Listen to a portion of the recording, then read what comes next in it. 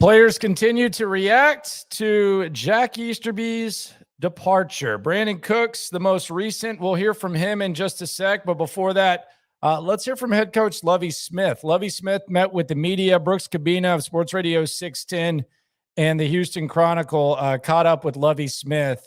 And this was what Lovie Smith had to say about the departure of Jack Easterby. You look at a football team, you have injuries. And it has to be a backup plan in place.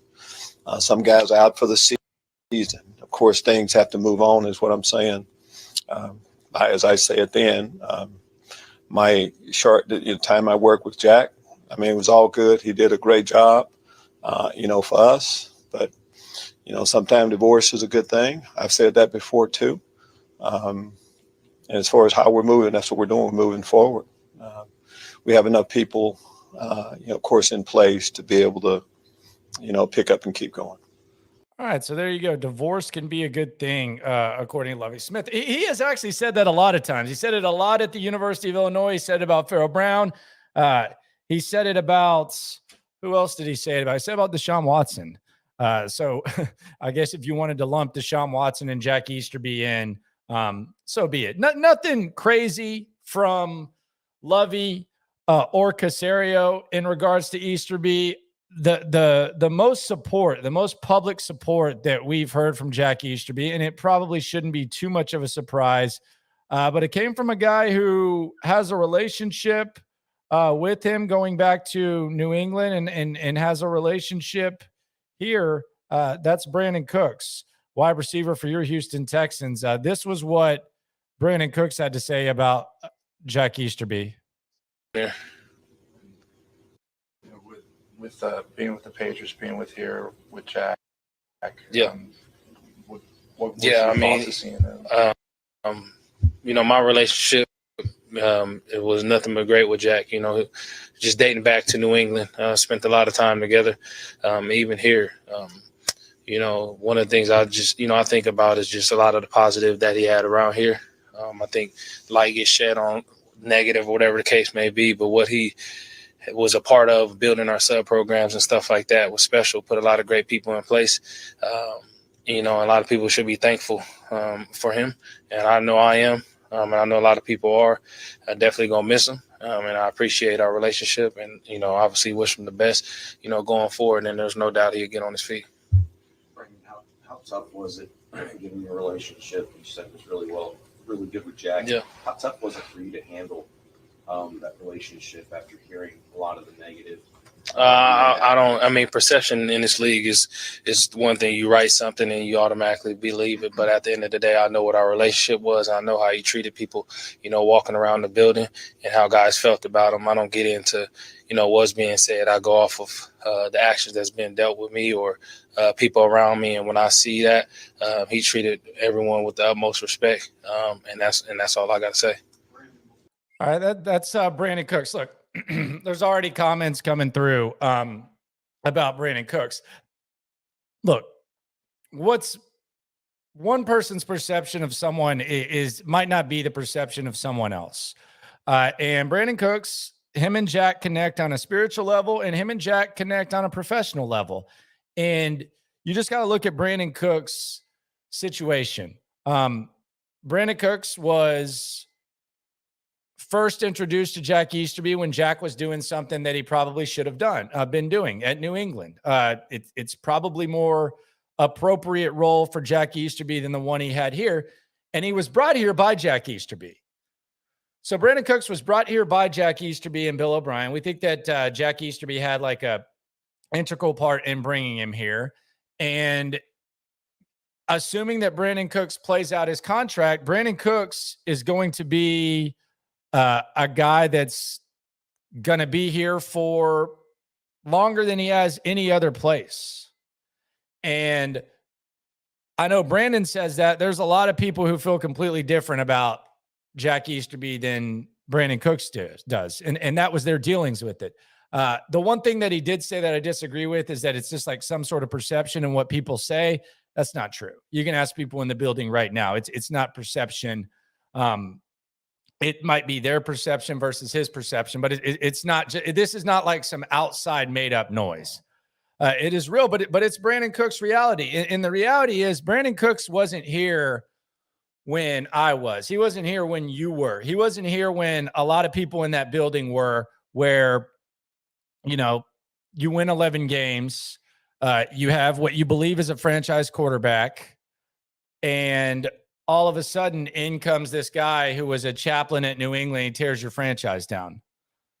All Brandin Cooks knows. Someone brought it up. Ask Andre Johnson. He also worked with Jack. Exactly. There's more people like Andre Johnson than there are like Brandin Cooks. There might be some people in the building disappointed, but there's more people like Andre Johnson and other players that are, you know, not Brandin Cooks, but Brandin Cooks has a loyalty. Brandin Cooks he's used to 4-win Houston Texans football. I mean, he wasn't here when you thought you were trying to go from good to great. He's been here. They've won 4 games, and he's living his best life. For all I know, Brandin Cooks might not really – the winning part might be secondhand to Brandin Cooks. But he's one of the culture guys, and he's one of the guys that Jack Easterby brought in. He doesn't know the Jack Easterby that a lot of people know, and that's fine. That's his guy. That's his relationship, and I think it's perfectly okay for Brandin Cooks to say that because that's his perception. But there are a lot more people that feel like Andre Johnson and like other guys, and that's why a lot of the guys that were here before they're no longer here because they wanted no part of Jack Easterby. That's why J.J. Watt's gone. That's why a lot of guys wanted out. You go down the list of the guys that got released. They wanted no part of it. But this is all Brandin Cooks knows. So that's his relationship, and that's fine. We've talked about this a little bit. You know, the Jack Easterby, Nick Caserio has said that he did some good things. I heard John McClain talk about, you know, one of Jack Easterby's best moves was bringing in Brandin Cooks. Is that really something you want to hang your hat on? I mean, not to knock Brandin Cooks. I think Brandin Cooks is a hell of a player. And I think Brandin Cooks is a solid receiver. But, I mean, Brandin Cooks is what, a top 20 receiver in the NFL? Is that fair? Top 20, top 25 receiver in the NFL, which is good. But if you trade market value, if you make a market value trade, and that's the thing that you're hanging your hat on, you probably weren't very good as a front office guy. And again, good trade, 2nd round pick. Although there were some good players taken in that 2nd round, but that's not like something that you just like hang your hat on. Like Rick Smith hanging his hat on trading up for Deshaun Watson after he left, like that, you can hang your hat on that. Jeff Luno, just pick a move. Can't wait for the Stros tonight. By the way, post-game show right here. I got you covered. It's going to be fun. Probably going to have some Yankee fans in the building too. Those have been live. But like Jeff Luno, there's a lot of moves that he could hang his hat on. If you're hanging your hat on trading a market value trade, okay. I mean, let's just look at like Jeff Luno moves. I'm not trying to compare Jack Easterby, Jeff Luno. That's an insult, quite honestly. But you look at, you know, Framber Valdez for like $15,000. Yordan Alvarez for a relief pitcher, Josh Fields. Drafting Alex Bregman. All the other stuff. The list goes on and on. You guys are familiar with it. All the other guys he brought on. Like that's not that big of a deal. But as far as like Brandin Cooks and what he said, that's his dealings with Jack Easterby. Why would he not feel that way? I mean, he's used to 4-win Houston Texans football. And that's what he knows. And Jack Easterby helped him get a contract. Jack Easterby helped him find a home. Brandin Cooks loves Houston, and more power to him. Not everyone feels that way. Brandin does, and that's his relationship. But it's definitely not like some sort of made-up outside noise. So on to Las Vegas. I don't think we're going to hear too much about Jack Easterby from this point. I don't know how many, people really want to talk about him. I mean, if something comes up, it might go down, but it's pretty much on to Las Vegas now. And hopefully Brandin Cooks can start playing better because, I mean, it's probably more of a Davis Mills thing than it is Brandin Cooks. The Davis Mills regression isn't helping Brandin Cooks, but man, it sure would be nice if he could start looking a little bit more like he did last year as opposed to what we've seen so far, because you've had a couple of bad drops and the production not nearly where it needs to be. So hopefully the bye week helps Brandin Cooks. We see Brandin Cooks go out on the field and do his thing, because the Texans could use a dub against Las Vegas, depending on if you're on the Tank side. But perception, whatever. That's Brandin Cooks' experience. It's different than what many know. I don't know that he's that emotionally invested in what's going on or what's gone on in the past. So all love to Brandin Cooks, all love to the Texans. Can't wait to go to Las Vegas. If you're going to Las Vegas, get at me at Landry Locker. Tweeted out my recommendations. I'm very good at balling on a budget in Las Vegas. I'm not going to be hitting the strip clubs. I'm not going to be hitting the clubs, not even when I was younger. I know where to find places to eat, good value, and basically like 5-star dining for like borderline Chili's budget. King of it. Damn king of it. Can't wait till Friday. Gonna mess up. All you can eat sushi. This is all you can eat sushi spot that's under $30. It's in Chinatown. It's not a buffet. It's basically like 100 rolls and you get the whole menu you can order from. It's incredible. It's undefeated. It's badass. And then I got a little mafia style Italian spot I'm going to hit up as well. But Brandin Cooks, no big deal. I know a lot of people were kind of criticizing Brandin Cooks, saying he couldn't read the room. That's his relationship. People have different relationships. And quite frankly, I think if we embrace that different people have different opinions and different people have different relationships with others, I think it'd be a much more fun place on these mean-ass internet streets. Let's get a couple comments in before I get out of here. That you know of, how big of a circle did Jack have? Do you know if he had any militants working for him? I don't know how big of a circle it was. I know he brought in some good guys. I mean, and that's the other thing. Bozos, shysters, bad personnel guys, they can make good decisions. Like you can bring in like a bozo can bring in a good asset. Like I think Dylan Thompson's a good life coach. I think Dylan Thompson is what many thought Jack Easterby was early on. You can bring in a Brandin Cooks. I know there's some other guys that work behind the scenes that Jack Easterby brought in that you know will probably be parts of the organization for a while. So there are probably some people that are indebted. But as far as like the stuff that matters most, he wasn't good at it. But Brandin Cooks, he has his relationship with him. You have your thoughts on Jack Easterby. They can both be true. So, you know, don't be mad at Brandon. Let Brandon do his thing. Facebook user, which sports book is your favorite? See, it really kind of depends. There's a lot. I like to change scenes. I sit in that northeast corner of the strip. I kind of like a low-key environment with plenty going on around me. But I don't like to have to pay to sit. So I usually hit Planet Hollywood before the first kick. I post up, and right diagonal at the mall, there's an ABC store. So you can get beer and all that type of stuff there. There's also a pinup pizza, which is better than secret pizza. Don't let anyone tell you about that secret pizza stuff. That stuff's ass.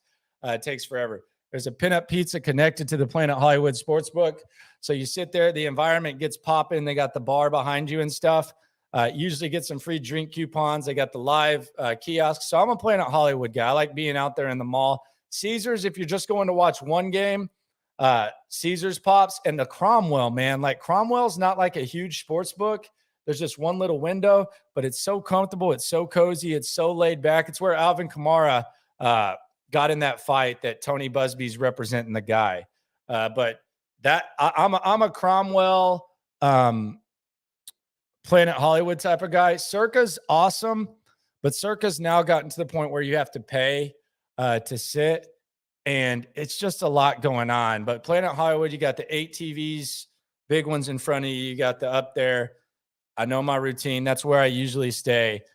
So PH is more of my thing. If you're going to experience it for the first time, you might want to hit Caesars. You might want to hit Circa, but there's really nothing too bad. The only one that just is really garbage is Bally's, and I don't know what they're doing. They cater more to horse racing. It's trash. But in my Northeast hood over there, Mirage is nice too.